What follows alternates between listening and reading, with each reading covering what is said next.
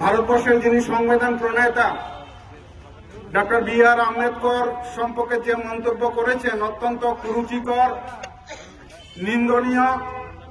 তার প্রতিবাদে আজকে সারা দেশের মানুষ সেখানে উত্তাল হয়ে উঠেছে। আজকে সর্বভারতীয় কংগ্রেস কমিটির আহ্বানে সারা দেশের প্রত্যেকটা জেলা শাসকের কাছে রাষ্ট্রপতির উদ্দেশ্যে অমিত শাহর পদত্যাগের দাবিতে যে ডেপুটেশন, সেই ডেপুটেশনের অঙ্গ হিসাবে আজকে উদয়পুর জেলা কংগ্রেসের আহ্বানে আমরা উদয়পুর কংগ্রেস ভবন থেকে উদয়পুর শহরের মিছিল পরিক্রম করে আমরা জেলা শাসকের কাছে এসেছি।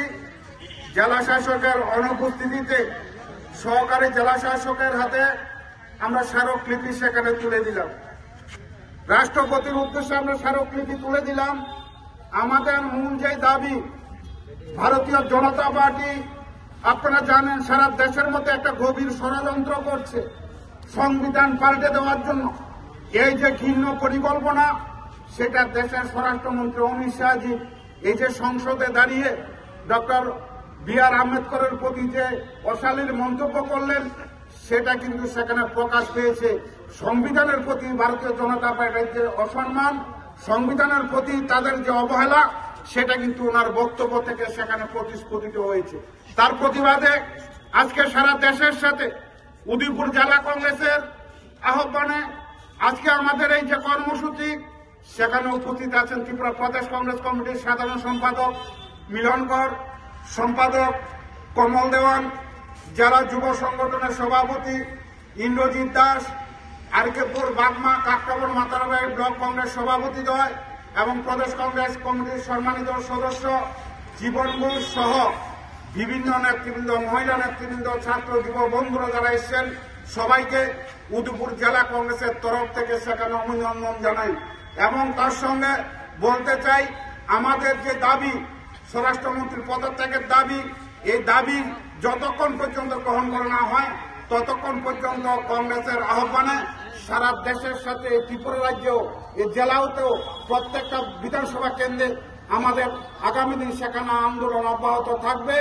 এই কথা বলে আজকে আমাদের যে কর্মসূচি, সে কর্মসূচি সেখানে আমরা সমাপ্তি ঘোষণা করলাম। নমস্কার।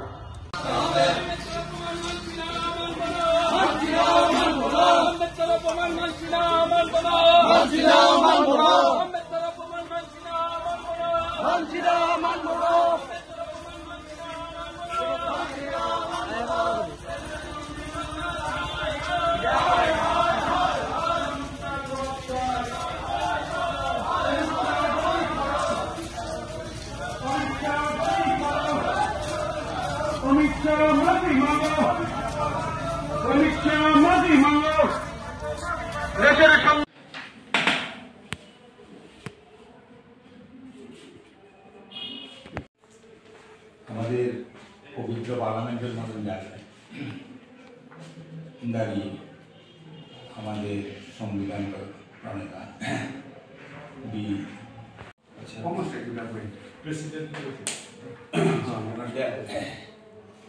এটা আপনার মাধ্যমে যাবে। আজকে এই পরিচিতির মন্তব্য নিয়ে পার্লামেন্টে বহু বিতর্ক।